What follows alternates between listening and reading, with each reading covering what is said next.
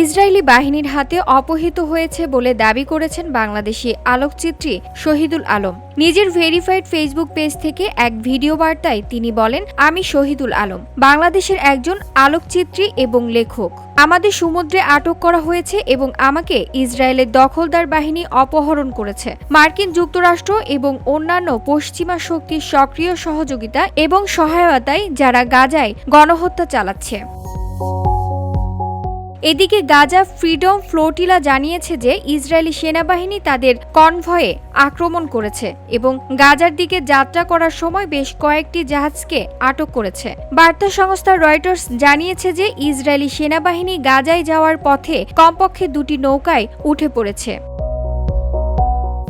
Israeli সেনাবাহিনী বুধবার অন্তত 3টি জাহাজ আটক করেছে। গ্লোবাল সুমুদ ফ্লোটিলা সামাজিক মাধ্যম এক্সে এক পোস্টে জানিয়েছে, গাজা সানবার্স, আলা আল নাজ্জার ও আনাস আল শরীফ নামের 3টি জাহাজে হামলা চালিয়ে অবৈধভাবে লোকজনকে আটক করা হয়েছে।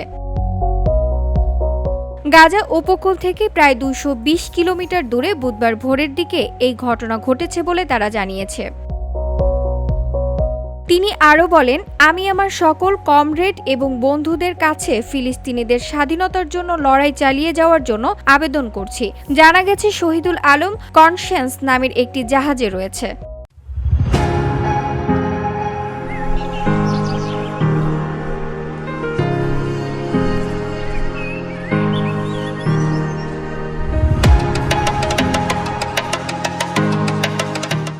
ফ্রিডম ফ্লোটিলা কোয়ালিশন জানিয়েছে, আটককৃত নৌবহরগুলোতে গাজা ক্ষুধার্ত হাসপাতালগুলোর জন্য $1,10,000 বেশি মূল্যের ওষুধ, শ্বাসযন্ত্রের সরঞ্জাম ও পুষ্টি সামগ্রী ছিল।